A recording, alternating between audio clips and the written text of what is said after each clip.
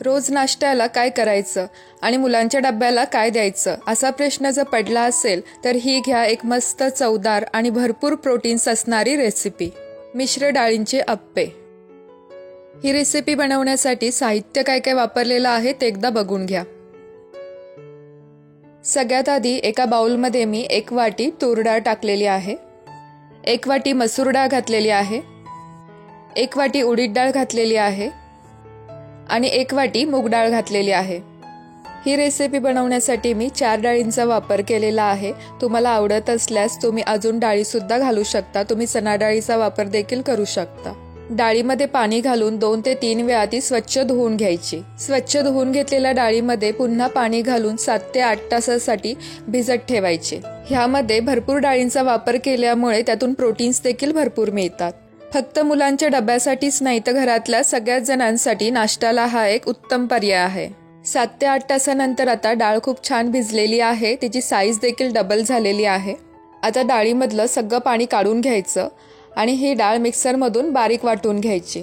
डाळ वाटताना तुम्हाला गरज वाटल्यास थोडंसं पाणी घालू शकता। हे बघा, अशा पद्धतीने अगदी बारीक अशी ही डाळ दळून घ्यायची आहे। ही वाटलेली डाळ मी मोठ्या भांड्यामध्ये काढून घेतलेली आहे।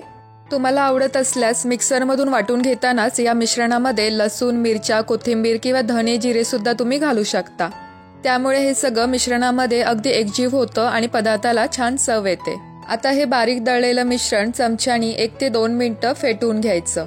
हे वाटलेलं मिश्रण 9 ते 10 तास किंवा रात्रभर झाकण ठेवून बाजूला ठेवून द्यायचं। मी हे मिश्रण रात्रभर ठेवलेलं आहे। तुम्ही इथे बघू शकता पीठ किती छान फर्मेंट झालेलं आहे, पिठाला छान जाळी देखील सुटत आहे।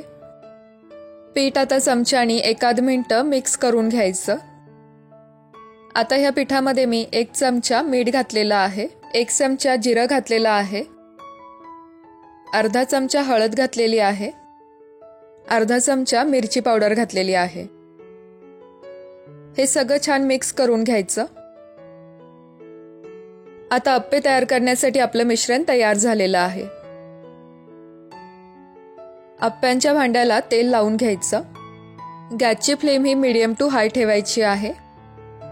आता त्याच्यामध्ये तयार केलेलं मिश्रण घालायचं।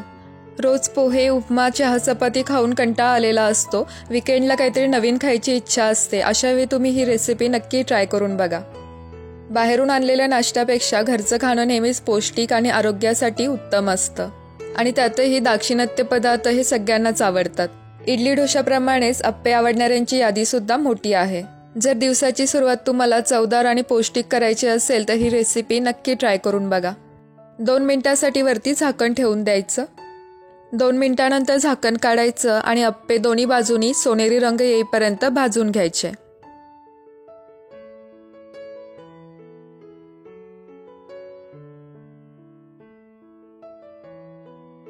अशा प्रकारे मिश्र डाळींचे पौष्टिक अप्पे खायला तयार झालेले आहेत।